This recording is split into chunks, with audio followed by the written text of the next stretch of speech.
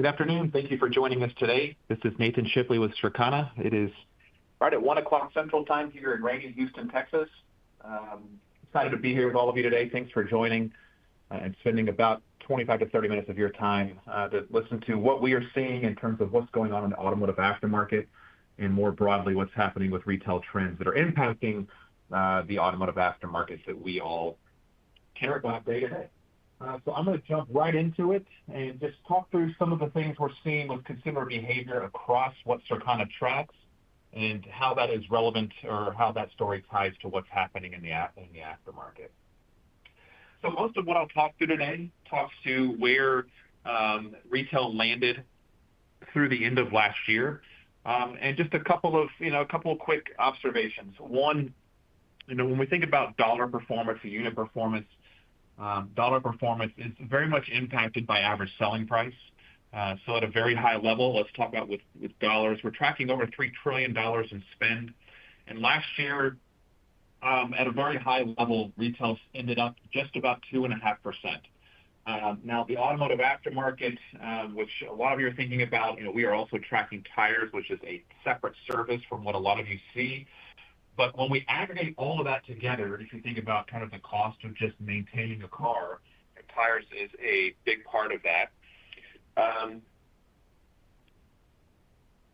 going to pause and give heads up that my audio is not great, so stand by.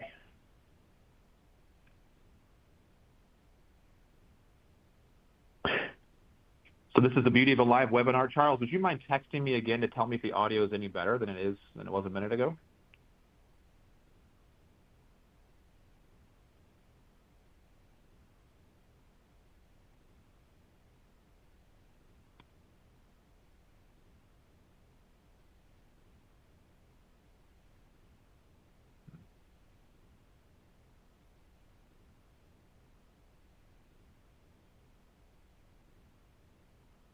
All right, I'm going to try again with the audio. Charles, if you don't mind shooting me a text if it sounds any better, a little better, according to Jared. Thank you. I'm going to start back at the top. This is the fun of a live webinar. So let's talk through some macro observations, what we're seeing take place across retail. So at a very high level, looking at dollar spend last year, dollar sales across retail ended up just about 2.5%. The automotive aftermarket, which a lot of you look at just front room categories through our retail tracking service, we also track tires. So when we aggregate those two things together, dollar sales ended up about 4.5% for the year. And as has been now for many years, the aftermarket remains one of the better performing industries that we track. Above that are some industries, specialty industries like the pet care industry. Cosmetics has remained up there in terms of overall performance. But the aftermarket overall has weathered the storm of challenges over the last few years, changing consumer patterns, and has been towards the top of the list that we track. Now, some things that are challenging for our industry and challenging for our consumers. This is looking at the Consumer Price Index in just December alone. It's a 12-month ending number versus the year prior. Consumer prices through that 12-month view were up about 2.9%. But when you look at the list of items on that, at the very top is vehicle insurance. Not much further down from that is vehicle maintenance and repair. And you've got even vehicles down there towards the bottom. Motor fuel or gasoline is a moving target. If you were to look at this view compared to 2019, motor fuel is definitely on the positive side of a chart like this. But all that to say, one of the things that we're watching is just the overall cost of ownership or the overall cost of maintaining and driving a vehicle. So when you think about that customer that is buying your products, the insurance cost, the maintenance and repair cost, the gasoline cost, all of that goes into play, especially when we're thinking about a little bit broader picture, which is things like the cost of food, the cost of housing insurance, all the other things that go along with a typical household budget. So one of the things squeezing consumers is just the cost of driving an automobile and owning an automobile through things like insurance and gasoline and maintenance. The other macro story that we've been talking about now for some time is work from home. And this story has really, in a way, helped the DIY aftermarket. And I'm not going to go into too much depth on this particular session, but we have seen that one of the biggest changes in contribution to the automotive aftermarket is amongst higher income households. And it's higher income households that have seen the most change in terms of what their Monday through Friday patterns look like, i.e. working from home, not commuting as much, in some cases not commuting at all anymore. So if the commute frequency changes, went from 5 days a week to 3 to maybe nothing, depending on who you are, maybe that changes the age of car that you drive, the type of miles that you're driving. It's not commuting miles anymore. It's more running local trips around your house during the week. Maybe it's taking long weekends away from the home, but the mileage consumption has changed. Oh, and by the way, we also have more time on our hands to maybe do our own oil changes or light maintenance or whatever that might look like. So this story has had a positive impact on the aftermarket. And one thing we are watching as we look ahead is what we're calling return to office. This number has been at 50% now for the last couple of years, but you are hearing more and more, if you pay attention to it in the press, more and more companies recalling their employees back to the office. And maybe it's 5 days a week, maybe it's going from none to 3 days a week, but there is a definite pattern taking place that we're paying attention to. And what kind of impact, a different impact that could have on the automotive aftermarket is one that's definitely worth watching as we look ahead. So I painted the picture kind of what the overall aggregate looked like for retail sales. These 3 lines look at the 3 different parts of the business of retail that Circana tracks. The first, which is food and beverage. The second, which is consumer packaged goods. And then the third is general merchandise, which is where the automotive aftermarket falls, in addition to cosmetics and apparel, electronics, et cetera. So unit volume across all 3 looks, top, middle, bottom, unit volume was essentially flat last year. Food was up 1%, CPG was flat, and general merch was off 1%. And then the dollar story, depending on which part of the business you're talking about, food spend was up about 3% at grocery. And then if you kind of look into the details of this, a lot of this doesn't really impact our industry as much, i.e. the timing of Black Friday. But there was a definite shift in terms of when certain promotions took place. The port strikes was something that kind of came and went fairly quickly, but became a concern for a lot of reasons in our industry, but also became a concern with consumers. And you started seeing a run on certain categories, and ironically, toilet paper, again, was one of those categories for whatever reason. But that kind of went away rather quickly. But again, around the holidays, a definite shift in terms of timing, but not something we really think about for us in terms of selling products. In this industry, weather obviously is a much more important factor that we consider. So that was kind of the dollar trend on that last slide. This is the unit trend. Not much more commentary here to add other than units were generally flat across the board in 2024. So then one more look at it by industry. So I showed you early on performance based on dollar percent change.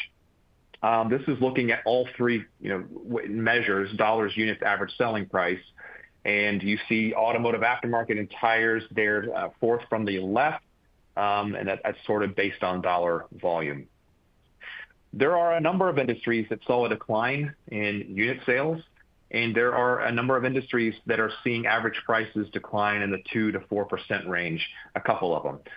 But if you look at average prices across the board, the level of change or the rate of change that we were seeing in 22 and 23, it really has flattened out. And when you listen to all the different analysts out there, and you hear the media talking about, is inflation improving?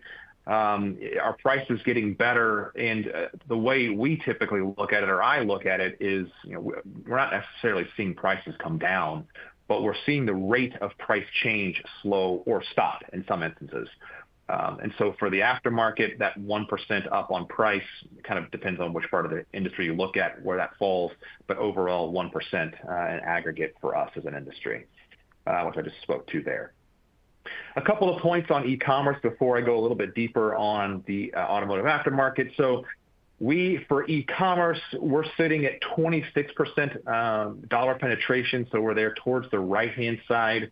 If you've worked in this industry for any amount of time, you likely know that we are not at the level of a lot of industries in terms of overall e-commerce penetration. We're right in line with the average, and the average is 25%. That's the total across all that we track. So you've got some industries, the consumer tech industry, it's over 60%. Toys is up there as well. The pet industry kind of is there in the middle. But automotive has stayed in that 25% range. And to be fair, it has increased, roughly 1 point every single year for as long as I can think back. And if you were to go deeper on that particular bucket, that aftermarket bucket, you would see accessory categories, much higher than 26%, and then you would see chemical categories like motor oil, as an example, much lower than 26%. But the factors that our industry has always leaned on in terms of immediacy of need of product, in-store expertise, especially for a DIY, maybe changing out a part and wanting to be able to compare an old part to a new part right there on the counter of an auto parts store. All of those things come into play here with keeping that number at 26%, not over on the left-hand side of a chart like this.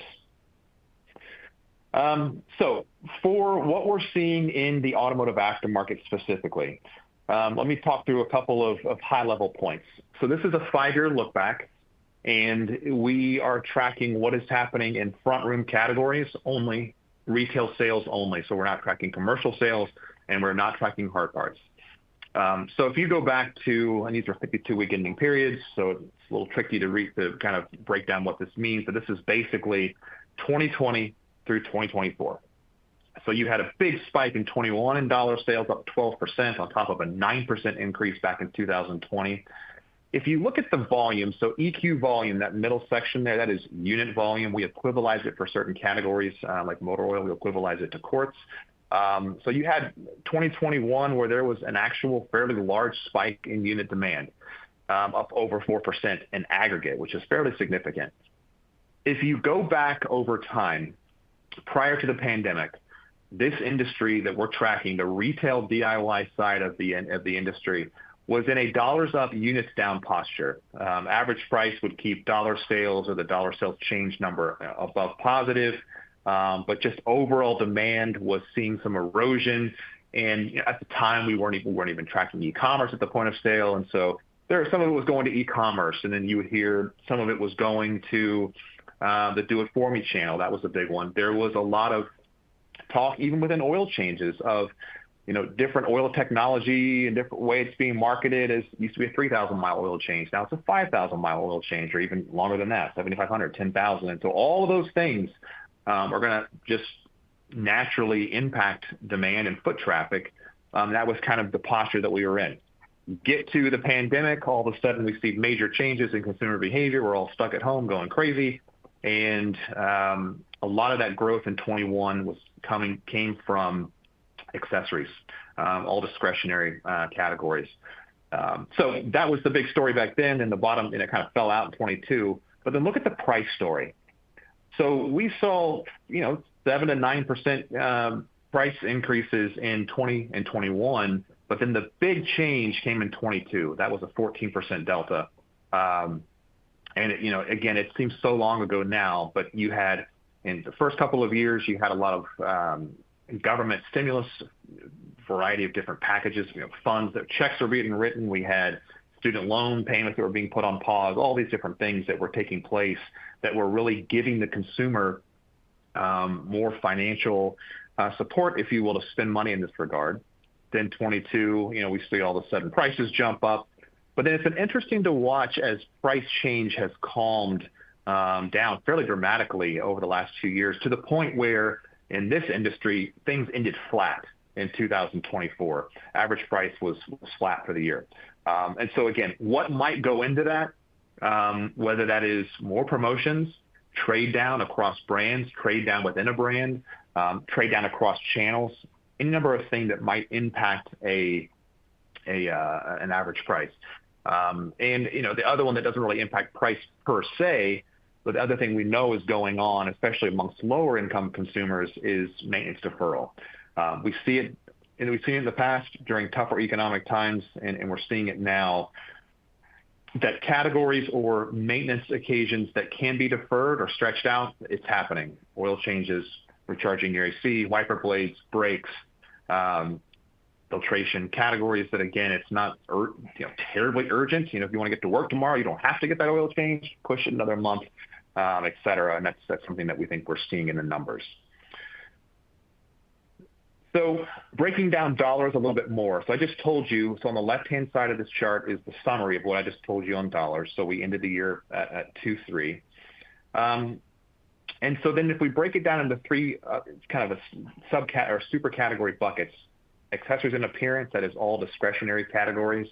Chemicals, additives, and fluids, they're in the middle. Maintenance and repair on the right. Maintenance and repair could be filters, lighting, batteries. And so the discretionary categories, even from a dollar standpoint, have had a interesting go the last 2 to 3 years, trending negative. We ended the year just over 3%, just under. I want to try to figure that out in my head. So that negative 2.8% is where we landed in 2024 for discretionary categories. But chemicals, additives, and fluids, antifreeze drove a lot of that. Motor oil drove a lot of that. And then maintenance and repair, filtration tied to motor oil also drove some of the gains in that particular aggregate. And so if we go ahead one slide and we look at units now, or to equivalize units, I told you in total we were up 2.2% for the year. The only aggregate of categories to grow in terms of actual demand, not dollars tied to price, but actual demand was this chemicals, additives, and fluids aggregate. And again, that is motor oil that's driving that, and antifreeze, and even washer fluid is in there. And I'm going to go into that a little bit more in the coming slides. But discretionary categories were off 2% in volume, and even maintenance and repair categories were off just about 0.5% in volume. And there's a lot of moving pieces to this chart. This accessories and appearance aggregate, that second from the left, look at the growth in 2020 and 2021. I've talked about this a lot over the years, but especially in 2020, that was the only area of the industry that grew.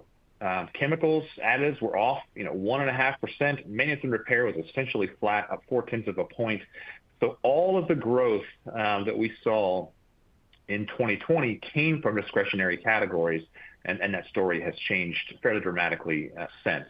But again, overall, volume ended 2.2% up for the year, driven primarily by chemicals, additives, and fluids categories. So let's break that down a little further. This is looking at equivalized volume or units, and this is looking at trended change by month. So let's start on the very left-hand side of this chart. That shadow box around those three bars, that's basically looking at January, and it's a 4-week ending February 3rd period. And so why do I do that? We follow the National Retail Federation calendar, and if you look at our monthly data, you know that January of 2024 was a 5-week reporting month, which it is typically a 4-week reporting month. And so that kind of throws off year-over-year comparisons, first off. And then it being the 4-5-4 calendar, we get spikes when we're looking at volumetric charts. And so I try to smooth it out. Now, again, I'm looking at percent change here, so I don't really have volume spikes. But I do want to look at like periods, and so I'm looking at 4-week ending aggregates. All that to say, I talked about performance overall, up a point or two here or there, but there are individual months that definitely saw big swings last year. Those months being January, March, and December. And each of those months saw, the year prior, 2023, let's talk about March, 2023 was down 6%, and then we went up 3.5%. December, we were down 4% in 23. We were up 8% in 24. And if you look at December, even 22 was flat. So, it's one thing, you're all obviously very close to this, but it's always important to think about when you're looking at, oh, wow, like December was up 8%. It might be as much to do about what did or did not happen the year prior as to what did or didn't happen in the current year. And so the industry that we're in with the seasonal swings that we have, especially in January, especially in December, and even March for that matter, spring car care, if it ends up being a cold, wet March, it delays folks getting out and cleaning up their vehicles, doing detail work, maybe undercar work coming off of kind of a nasty winter. It definitely swings those individual months. So all that to say, we saw a big swing positive in January. We saw a big swing positive in December last year. And now, as we wrap up January of 25, all of you are comping against that big swing we saw last year. So more on that later, but that's the plus and minus to having a good January is 12 months later, it could be better or worse. All right, so get out your magnifying glass for this one, but I show this one really to call out a trend that we're seeing in the motor oil category. So this is an EQ volume view by category, a 3-year stack. And what this is trying to show is that some of these swings that I showed month over month, on the last slide, are tied to weather. With motor oil, it's a little bit different story. Motor oil volume in 2023 was up 4 to 5%. And then motor oil volume in 2024 was up even more than that, on top of the growth in 23, and on top of a flat 2022, and then filtration follows right behind it. Most categories have seen 3 consecutive years of unit volume decline, especially when you look to the far right-hand side of this, and it's all discretionary: hand care, interior accessories, exterior towing, body. That's all discretionary. But on the left-hand side, you get some weather patterns, maybe interesting things that cause a spike in demand in chemical categories like antifreeze. But motor oil is one that there has been a lot of focus on as of late. I spoke to some of the reasons why the category might be eroding in terms of demand leading up to the pandemic with shift to do it for me, larger crankcase capacities, longer oil drain intervals, all these things. But there has been, the last couple of years, a change in the direction of what's happening with motor oil. And there's a variety of reasons why we believe this is, some of which is backed by sound research, which is what we do here at Circana. But then there's some things that are things we are investigating further, especially as these numbers continue to do what they're doing. So, I talked to the aging car park earlier and some of the reasons why that car park has aged. New car availability was challenged throughout the pandemic. And then that kind of maybe fixed itself a little bit, and interest rates are now higher. Used car pricing has been literally off the charts. It has settled down some, but relatively speaking, used car prices are still very high compared to where they were a few years ago. So all of that to say, that has kept a lot of people in the same car that maybe normally they would have replaced that car with something newer. And so you have this average age of cars trending older, which is affecting dealership share. Dealerships do a great job with getting newer cars back into the bay, but the sweet spot for the automotive aftermarket is ages 4 and up. So that's part of the story here. The other part of the story that we are now actively working to verify, but something that we believe is really going on, is that the price gap between an oil change at a do-it-for-me location has grown enough to a DIY oil change. That gap has gotten big enough that it is incentivizing or causing some consumers to make the switch back to DIY. And so we are doing some work on that now to try to better understand that, and so more on that in the future. But that is one thing amongst a variety of factors we believe that I kind of spoke to, we believe is what's causing do-it-yourself motor oil or retail motor oil to be up the last couple of years, given the category was trending down the years leading up to that. So let's talk about price. Average price, as I told you on the far left, we ended flat for the year. Discretionary categories were off 1%. Chemicals, additives, and fluids also off 1%. And so if you want to talk about motor oil falling into that aggregate, there's definitely, it's a very heavily promoted category. And so when you think about gap to the do-it-for-me side, is that part of the story? And again, working to investigate it, but, definitely something that we're getting asked a lot about. Maintenance and repair average price is up 4% for the year. So in the interest of time, I'm going to skip this one. So this is kind of looking at a rolling trend of average price change. And so I showed you in aggregate in 2022, prices were up, in that plus 15% range. But where we started to see the rate of change really slow was in going into 2023. So you kind of look at this chart left to right over time. And so price change in 2023 really started slowing down to the point where in late 23, prices were trending negative. Now, part of the challenge with especially December and then that spike you see in January of 2024 is seasonal mix changes. It ends up being a different weather year than it was the year prior in January. So we're just selling different things than we did the year prior. So that throws off your averages. But all that to say, for most of the year, most month to month, prices were actually down in the aftermarket relative to where they were the year prior. And then looking at units sold on promotion. So I thought this was an interesting one. So depending on whatever category you're talking about, we're looking at a 3-year trend, but we actually saw the promotion, the rate of promotion, this is percent of units sold on promotion. We saw that number hit almost 20% during the first half of 2024, much higher than 23 and 22. And if we go back 5 or 6 years, the highest we've seen. But then look how it kind of flips there in the back half, where all of a sudden the units sold on promotion, not quite as high as they were in 2023. And so if I back up a slide, we saw the rate of price change in the back half of 23 slowing.